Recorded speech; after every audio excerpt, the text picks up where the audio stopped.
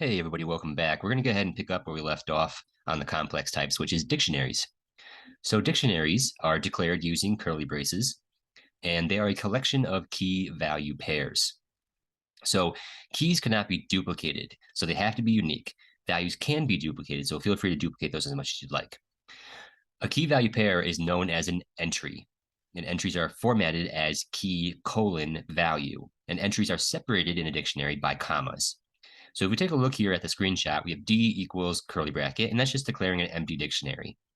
The next line, we have D equals curly bracket name colon will. So the key here is name, and the value is will. So will is associated with the key name, and that is a single entry dictionary. That last line there is D equals curly bracket name colon will comma. So first entry, right, is done.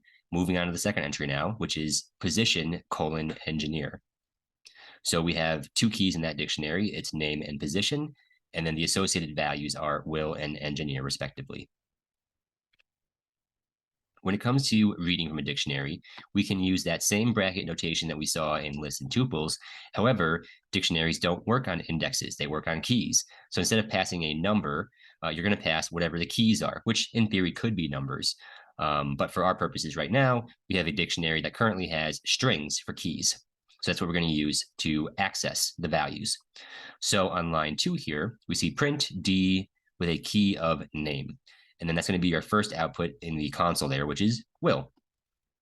Then we have the method, which is .get. And the .get has a optional second argument. And that's going to be the default value if it can't find something. So on line 2, if you do D with a square bracket of name and it doesn't find anything, it'll just be none. On line 3, if position didn't exist, we would also get a none return value. And on line 4, we're looking for salary, but notice there we have a comma and then we have 0.0, right? That's the default value if the get doesn't find salary. And notice there when it prints, it has 0.0 because on line 1, there is no salary inside that dictionary. So two ways here, square bracket notation as well as the .get method. To modify a dictionary, you can use the square bracket notation again. And similarly, we just override what's already there. So here we have the dictionary declared on line 1. And on line 2, I'm saying the dictionary with the key of name is now going to be equal to Matt. So that's going to change the value associated with the key name to Matt. So Will's gone, it's now Matt. On line 3, we are going to see the update method. So the update method takes an entry. So in this case, I'm going to say curly bracket position and then colon manager. So if it exists already, it'll just replace it. And if it doesn't exist, it'll just create it. And then on line 4, we print out the dictionary and you can see the updates have been done. When it comes to adding to the dictionary after it's already been created, as we saw on the last slide, you can use the update, but you can also go ahead and just assign them using that square bracket notation. So on line 1, we have our dictionary. On line 3, I'm saying update, and I'm passing a dictionary with multiple entries. So the position manager will update the position that's currently there, which is engineer. And then the second entry, which is salary, doesn't exist, and therefore it will be added to the dictionary. On line 5, I'm using the square bracket notation to say that a key of age is going to be equal to 30. Since it doesn't already exist, it will just go ahead and add it. So on line 6, when I print it, you'll see all of those changes have been added to the dictionary. So name of will, position manager, salary 909, I'm sorry, not 900, 99,999, and then an age of 30. When it comes to remove, similarly to the list, we have a few options to do so. So we have a couple of built-in dictionary methods to use. So .pop, so that has to take a key in the parentheses, and it will remove the entry associated with that key. It will also give it back to you, so return the value to be used. So here on the screenshot, we have our dictionary on line 1 with a whole bunch of information in it. On line 2, we're going to pop the key of age. So what that's going to do is it's going to go into the dictionary and try to find age. And it's going to say, okay, remove that entry, but give back the value. So that means V1 will be equal to 30. Next, we have the .pop item, and that's going to remove the last using the last in first out methodology entry and return a tuple of key value. So on line 3, we see an example there. So d.pop item, and then T1, so the last thing that was input into the dictionary, is going to be a tuple of salary and 99,999.99. And then we can also use the Python built-in del again, so delete. And this is going to remove an entry from the dictionary outright. So on line 4, we can see del space, and then dictionary D with a key of name. That's going to remove that entry altogether. So on line 5, 6, and 7, that's where we're doing all our print statements. So after all these operations are done, on line 7, we're printing D, and we can see the only thing left is position of engineer. Okay, so review activity. Let's go ahead and pause the video here, take a stab at this activity, and then we'll go through it together. Okay, so I'm going to go ahead and grab this, and I'm going to put it into the editor.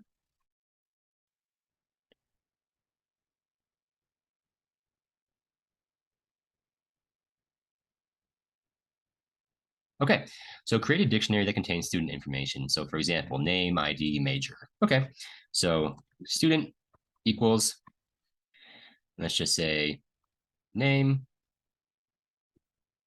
and we'll call him Mark. Okay, then we're going to do an ID. So ID, and we'll just put 1, 2, 3. And then the major, and let's just say that he's a comp sci. Okay, so we got our dictionary. Now we need to add an entry for age. So simplest way, in my opinion, is just student, square bracket, age, and whoops, age equals, let's just say 19. Okay, add an entry for credits earned. Okay, so let's do that. So student, credits earned equals, and let's just say 25. Okay, so now we need to remove the age entry. So to remove, we can do the del, and then student, age. And lastly, we need to change the credits earned. So currently they would be at 25. So let's go ahead and change them. So student credits earned is now going to be equal to, let's just say 30. Oh, I keep hitting the wrong key with that. Equals 30. Okay, so after all this is said and done, let's go ahead and print student. Run. Okay, so initially our dictionary starts with name of Mark, ID 123, and a major of comp sci. We then add age. We then added credits earned. Then we deleted age. Then we updated credits earned to 30. So at the end of this all, we should have the original dictionary and credits earned is 30. And that's exactly what we have here. Great.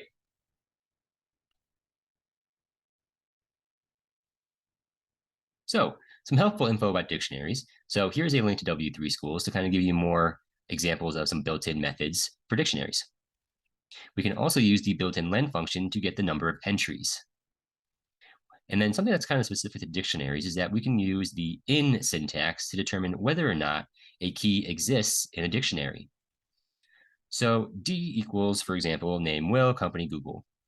So we can print company. So I'm looking for a key of company in D. That's going to output true because company is a key in that dictionary. The next line, though, print salary in D. So salary does not exist in the dictionary. Therefore, it's going to output false. Okay, so now we can move on to sets. So sets are unordered, unindexed, and don't allow duplicates. They are declared with curly brackets and initial data, or with the Python built-in set function. So if you're going to use curly brackets, then initial data must be provided. Otherwise, Python's going to think it's an empty dictionary. So here, my set equals 1, 2, 3. So that's a set declared with initial data. Or if you just need an empty set, you can just say my set equals set open close parentheses. So how do we read from a set? Well, sets are unindexed, so we can't just willy-nilly go in there with square bracket notation and say, give me index 1. They don't have keys either, so you can't even say, something by an element name. So really the only way to do this is you have to loop through the set to get the element you want. And at the moment, we haven't covered looping. So we're going to cover that later, so don't worry about it right now. However, you can verify an element exists using the in syntax. So kind of looking at the screenshot here, we have my set equals A, B, and C. So print A in my set, and it's going to output true. And then print D in my set is going to output false because D does not exist in the set. To add and remove. So to add, a set has built-in methods. So we have a dot add and a dot update. The dot add is going to add a single element to the set, and the dot update will allow you to add an iterable containing the element. So an iterable being like a list. So on the right side here, we have my set A, B, and C. Then we say my set dot add D. So that's going to add a single element of D to the set. We're then going to use my set dot update, and notice here I'm passing a list of E, F, and G. So on line 4, I'm printing, so that means that's this first output right here. Hopefully you can see my cursor. So now notice here it's B, A, D, G, C, F, E. Now you might be wondering, hey, why are they not in the order that they were added? Well, because sets are unordered and they're unindexed. Therefore, you don't have any guarantee of what order they're going to be in. Then on line 5, we print a whole bunch of hashtags just so you can separate out the two sets there in the console. Now we're moving on to how to remove things from an element. So sets have built-in methods to help with this. We have the dot remove, which will remove an element, but throw an error if it doesn't exist. And then we have the dot discard. And that's going to remove an element, and if it doesn't exist, we don't really care. It's not going to throw an error. So on line 6, I'm saying my set dot remove D. And then on line 7, I'm saying my set dot discard G. And then we're going to print my set. And notice here, B, A, C, F, E. There is no D, and there is no G. So here's a link to W3 Schools, a couple more methods available to you in the sets. And you can use a Python built-in len function to get the length of the sets. Okay, so one last thing I want to mention is how to get user input, because we're going to be using that here in the upcoming sessions.